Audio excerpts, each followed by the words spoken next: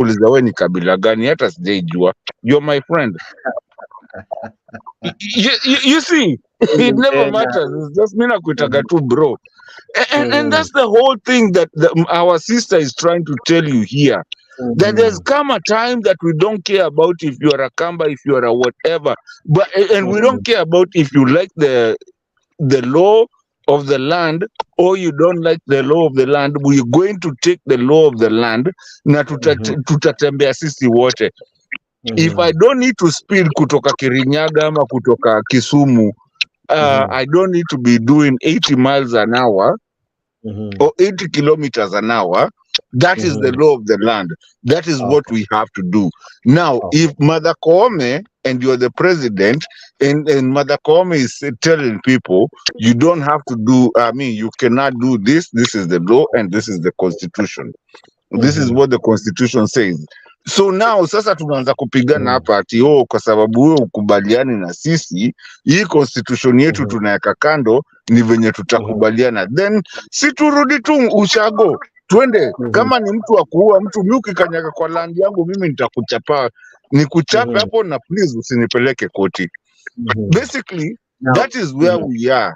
Do we have strategic and do we have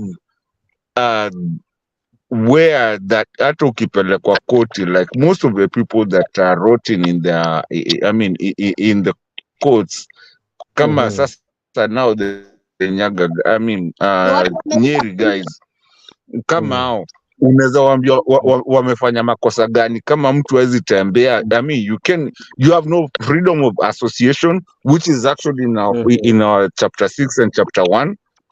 So this is where we are having a problem with our country, where we find a dictator wanting to do everything, and Uhuru never did those things, even though yes, Uhuru was not perfect. And so Kenyans need to understand that. Hata ndio maana dola imepotea. Well, Makiadi, let me come to you, then I'll come to Ashley. Makiadi. Wait, Jex, man. Jex, what hata mimi niseme kitu. Wacha kidogo. Hold on. Pause it. Hold on. Ashley pia amenyamaza sana jameni. Wacha kidogo na I'm very brief. I'll be very brief. I'm always brief. Then Ashley. I'll be brief. But one minute, Mr. Kenya Rebel. Okay, thank you. Just to Mato, I appreciate your submission. I enjoy listening to you. Please stop saying that Kenyatta was not this bad. Kenyatta was worse. Worse, and I mean it. WORSE. Worse than Ruto. Ruto had just begun. Kenyatta actually, if you remember, before the re-election, his coronation actually, Justice Mwita's bodyguard died, was shot.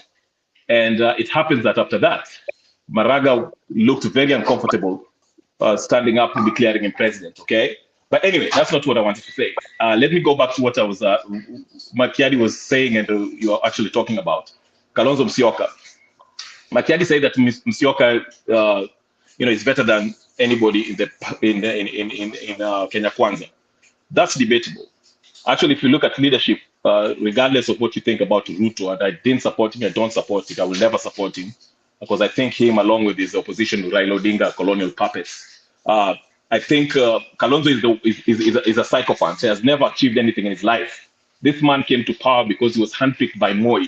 And it was Raila himself who actually named him a chameleon. He can't stand on anything. At least Ruto is corrupt, but he stands for something. If you're talking about chapter 6, none of these colonial puppets, whether it's Uhuru, Kenyatta, Ruto, and Raila, should be running for president. They never actually qualified. Chapter 6 in 2013, they were not supposed to be running. They were supposed to be an ICC facing that. So when we start talking about these politicians, we should be very, very, very, very clear in our minds. Let's not just choose one better than the other because you are aligned to a certain party affiliation or a certain tribe. All these people are rotten. And you say that just to conclude, when Makiadi said that Raila never had the opportunity to be a president, he did.